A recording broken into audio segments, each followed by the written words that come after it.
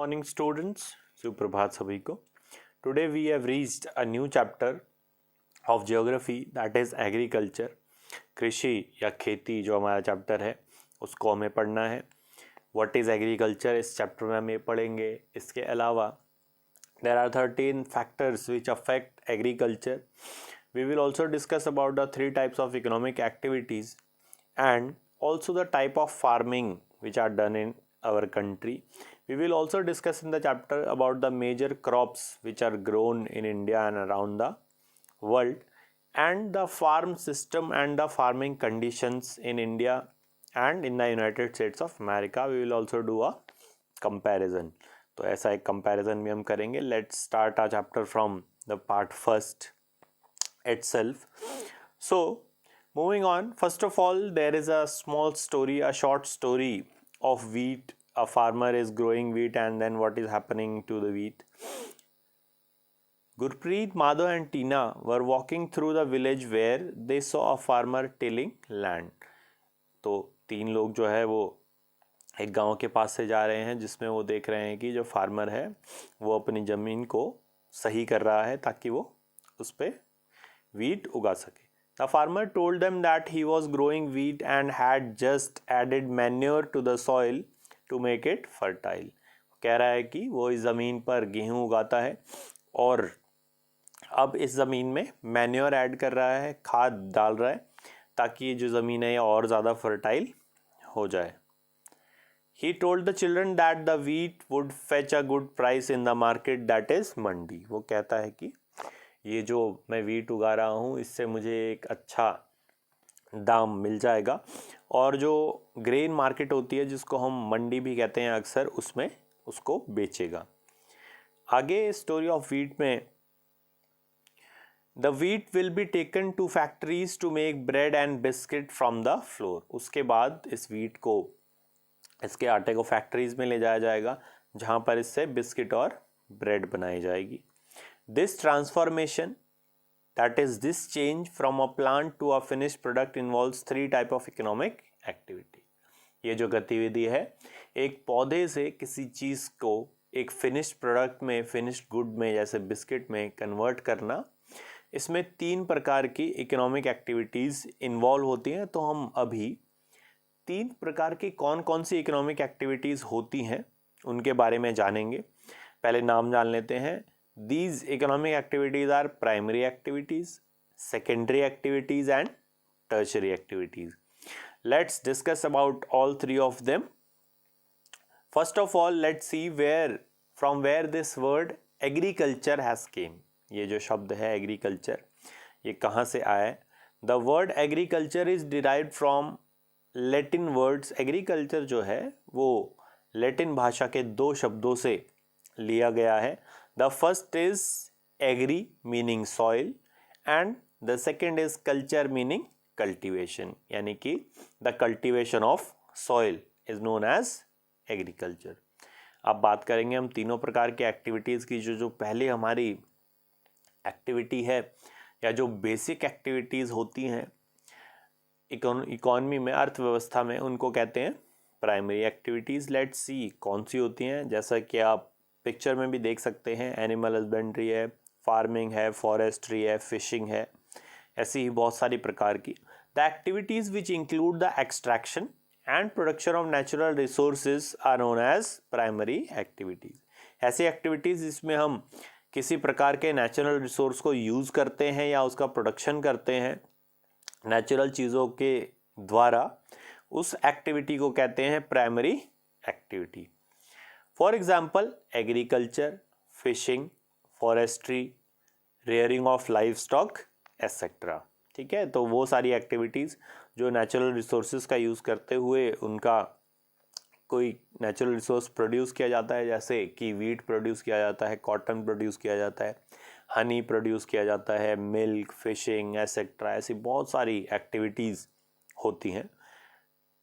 2/3 of India's population is still dependent on agriculture. तो indirectly 2/3 जो भारत की जनसंख्या है वो आज भी एग्रीकल्चर पर निर्भर है और डायरेक्टली 50% से ज़्यादा लोग आज भी इन्वॉल्व है एग्रीकल्चर में. So it is a very important activity in terms of generation of employment, रोजगार देने के मामले में ये एक्टिविटी सबसे बड़ा ये सेक्टर है, प्राइमरी सेक्टर। अब दूसरी बात करेंगे सेकेंडरी एक्टिविटीज़, कौन सी एक्टिविटीज़ होती हैं। जैसा कि आप पिक्चर में देख सकते हैं, फैक्ट्रीज़ हैं, कारें बन रही हैं और जो सामान बन रहे हैं।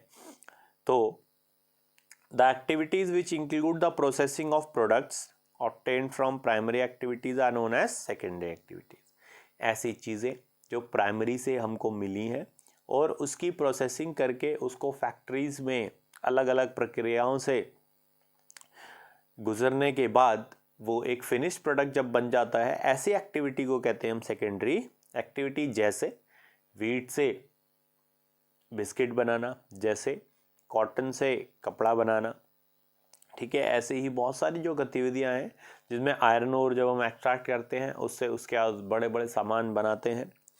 तो इस प्रकार की एक्टिविटी जिसमें जो प्राइमरी सेक्टर में सामान बना है उस सामान को एक फिनिश्ड गुड में चेंज करना, उसको कहते हैं हम secondary activity. For example manufacturing of steel, baking of bread, weaving of cloth etcetera. अब तीसरी प्रकार की अगर एक्टिविटी की बात करें तो वो है tertiary activity. The activities which support primary and secondary sector by providing different services are called tertiary activities.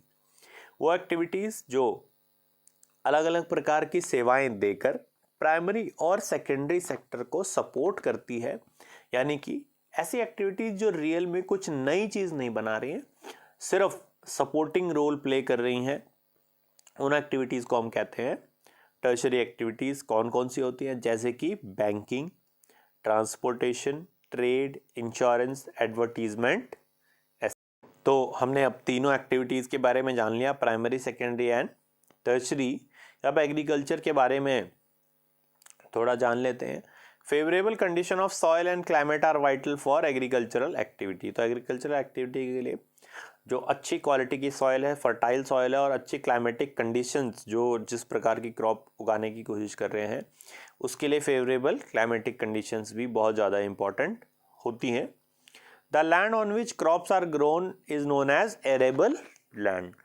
ऐसी ज़मीन जिस पे फसल उगाई जा सकती है उसको उपजाऊ ज़मीन या एरेबल लैंड कहते हैं, और जिस पर कोई फसल नहीं उगाई जा सकती आसानी से उस लैंड को बैरन लैंड कहते हैं।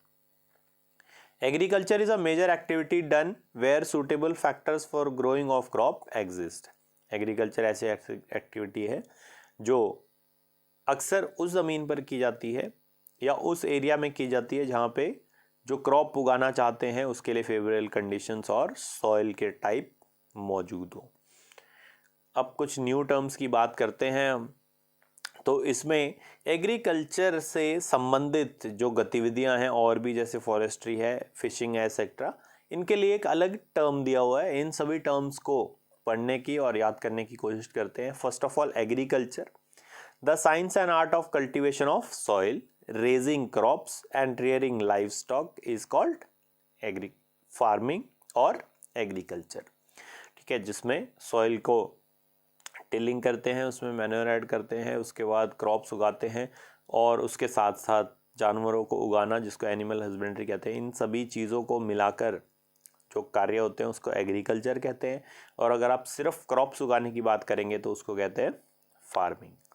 उसके बाद दूसरा जो कल्चर है वो है sericulture. Commercial rearing of silkworm is known as sericulture. तो सिल्क वॉर्म से सिल्क को एक्सट्रैक्ट करना और उनकी रेयरिंग करना उसको कहते हैं सेरीकल्चर। आप राइट साइड में सबसे छोटी जो इमेज है वो सेरीकल्चर की इमेज है जिसमें सिल्क वॉर्म है और उससे सिल्क ऑब्टेन किया जाता है। तो एग्रीकल्चर हमने जान लिया, rearing of animals and growing of crops, और फार्मिंग क्या होता है? Growing of crops. उसके बाद है सेरीकल्चर जिसमें सिल्क वॉर्म की रेयरिंग करते हैं। Pisciculture, breeding of fish in specially constructed tanks and ponds is known as pisciculture. तो मछली पालन, स्पेशली जो टैंक्स या पॉन्ड्स बनाए हैं उसमें जो मत्स्य पालन होता है या मछली पालन होता है उसको हम कहते हैं pisciculture. Now moving on to our next culture, let's see The fourth one is viticulture. The cultivation of grapes is known as viticulture. तो अंगूरों को उगाना कहलाता है viticulture. Horticulture क्या होता है? The growing of vegetables, flowers and fruits for commercial use is also known as horticulture. So commercial use के लिए vegetables, flowers और fruits को उगाना, that is known as horticulture. And the last one is apiculture. The rearing of bees is known as apiculture. तो मधुमक्खियों को पालना और उनसे फिर शहद एक्सट्रैक्ट करना, इस गतिविधि को हम कहते हैं एपीकल्चर. फार्म सिस्टम्स की अगर बात करें, एग्रीकल्चर और farming is a system which include the use of important inputs like seeds, fertilisers, machinery and labour. Agriculture जो है वो एक पूरा सिस्टम है जिसमें स्टेप्स होते हैं और जिसमें बहुत सारे इनपुट्स की ज़रूरत पड़ती है, जैसे कि सीड्स चाहिए हमको, फर्टिलाइजर्स चाहिए, मशीनरी चाहिए, लेबर चाहिए, उसके बाद पेस्टिसाइड्स चाहिए, इंसेक्टिसाइड्स चाहिए, etcetera. Some of the important operation involve are ploughing, sowing, irrigation, weeding and harvesting. System में कुछ इम्पॉर्टेंट स्टेप्स होते हैं, जैसे लैंड की टिलिंग करना, प्लोइंग करना, उसके बाद बीज बोना जिसको सोइंग कहते हैं, फिर पानी लगाना, इरिगेशन, फिर वीडिंग जो अनवांटेड प्लांट्स हैं उनको अलग करना, और लास्ट में जब फसल पक जाती है तो harvesting. The outputs include crop, wool, dairy product and poultry products. जो आउटपुट है वो हमें क्रॉप्स के रूप में वूल के, डेयरी प्रोडक्ट्स या पोल्ट्री प्रोडक्ट्स यानी कि एग्स या चिकन के रूप में मिलता है. अब इंटरेस्टिंग फैक्ट जान लेते हैं एक एग्रीकल्चर से संबंधित, जिसमें हम बात करेंगे ऑर्गेनिक फार्मिंग की. This kind of farming is being popular in today's world. आज के ज़माने में ये जो ऑर्गेनिक फार्मिंग है ये काफ़ी पॉपुलर हो रही है. Organic farming is a type of farming where organic manure and natural pesticides are used instead of chemicals. जो ऑर्गेनिक फार्मिंग है उसमें नेचुरल फर्टिलाइजर्स और नेचुरल पेस्टिसाइड्स का ही यूज़ करते हैं. केमिकल फर्टिलाइजर्स या किसी भी प्रकार के केमिकल का इस्तेमाल नहीं करते. No HYV seeds are used to increase the per hectare yield. जो HYV सीड्स है, हाई ईल्ड वैरायटी सीड जो है, जो कि जेनेटिकली मॉडिफाइड होती है, उससे जो प्रति हेक्टेयर की जो फसल की पैदावार है वो बढ़ जाती है. पर इस प्रकार की सीड्स को यूज़ नहीं किया जाता है ऑर्गेनिक फार्मिंग में. No HYV seeds are used. तो अब लास्ट में हम एग्रीकल्चरल डेवलपमेंट, कृषि के विकास की अगर बात करें तो agricultural development refers to the efforts made to increase the farm production in order to meet the demands of increasing population. Agriculture development उस गतिविधि को कहते हैं जिसमें जो फार्म से जो चीज़ हम उगा रहे हैं उनकी प्रति हेक्टेयर या पर स्क्वायर मीटर एरिया में कितनी चीज़ उग रही है उसके क्वांटिटी को बहुत तेज़ी से बढ़ाना, और नए नए मॉडर्न जो मशीन्स हैं उनकी हेल्प से एग्रीकल्चर को परफॉर्म करना. इन सारी एक्टिविटीज़ को हम एग्रीकल्चरल डेवलपमेंट या कृषि के विकास की में मानते हैं. This can be done in many ways. अब किन किन तरीक़ों से एग्रीकल्चरल डेवलपमेंट हो सकता है, आइए देखते हैं. Increasing the net sown area, यानी कि जितने एरिया में हमने बीज बो रखा है, फसल उगा रखी है, उस एरिया को धीरे धीरे बढ़ाना. Increasing the number of crops grown, जितनी क्रॉप्स हमने उगा रखी हैं उन क्रॉप्स को बढ़ाना, उनकी डाइवर्सिटी, ताकि अलग अलग प्रकार की क्रॉप्स हमें हासिल हो सके.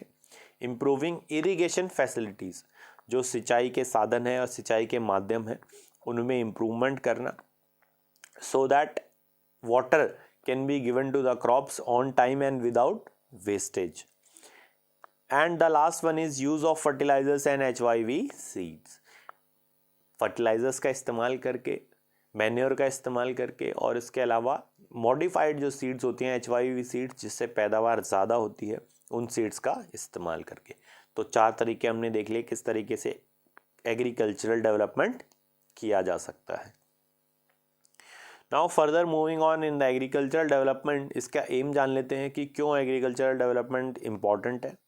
The ultimate aim of agricultural development is to increase food security. जो फूड सिक्योरिटी है, जो खाद्य सुरक्षा है, स्पेशली जो गरीब लोग हैं उनके लिए, या जो एमरजेंसी सिचुएशंस हैं एपिडेमिक है या कोई पेंडेमिक फैल गया है, तब ऐसी परिस्थिति में फूड सिक्योरिटी एक बहुत ही इम्पॉर्टेंट फैक्टर होता है।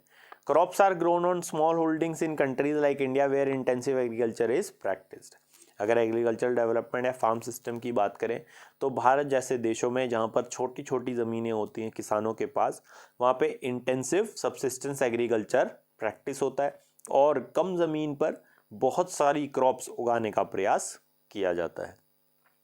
Large land holding in countries like Australia, USA, Canada etcetera are more suitable for commercial agriculture. और जो लार्ज लैंड होल्डिंग्स होती हैं कुछ देशों में जैसे ऑस्ट्रेलिया, यूएसए, कनाडा, वहाँ पे कमर्शियल फार्मिंग यानी कि लार्ज क्वांटिटी में किसी चीज़ को उगाना ताकि उसको बेचा जा सके, ये ज़्यादा सूटेबल होता है किन देशों में, जहाँ पे बड़े बड़े फार्म्स हैं। अब फूड सिक्योरिटी की अगर बात करें, पहले जान लेते हैं फूड सिक्योरिटी क्या होता है। हमारे देश में भी ऐसा एक लॉ, फूड सिक्योरिटी का लॉ इम्प्लीमेंट हो रखा है। Food security exist when all people at all times have access to sufficient, safe and nutritious food। Food security उस परिस्थिति को कहते हैं जिसमें हर समय पर्याप्त मात्रा में और पोषक जो भोजन है वो अवेलेबल होना चाहिए लोगों के लिए। Food security is necessary to meet the dietary needs and food preferences for an active and healthy life. Food security बहुत ज़्यादा जरूरी है। एक एक्टिव और हेल्दी लाइफ अगर किसी व्यक्ति को जीने हैं तो उसको हर एक प्रकार का जो भोजन रिक्वायर्ड है वो उसको मिले और हर एक प्रकार के न्यूट्रिएंट्स उसको मिले जिससे ही remains productive as well as active throughout his life. अब हमने टॉपिक्स डिस्कस कर लिए हैं, let's move on to the assignment part है। We have question number first, what is agriculture. Question number 2, what is food security and why is it needed. Question number 3, what do you mean by agricultural development, what are the ways to develop agriculture। question number 4, define the following economic activities with example। 3 प्रकार की activity हमने पढ़ ली है, उनके examples के साथ आप उनको एक्सप्लेन करें। First is primary activities, second is secondary activities and third is tertiary activities. I hope you understood today's topics well. If the video was informative, please like it. Share it with your friends so that they can also be benefited from the information which we have discussed. Give your valuable suggestions through your comment so that I can make further improvement in the coming videos, and do not forget to subscribe my channel for latest informative and educational videos. Thank you and have a nice day.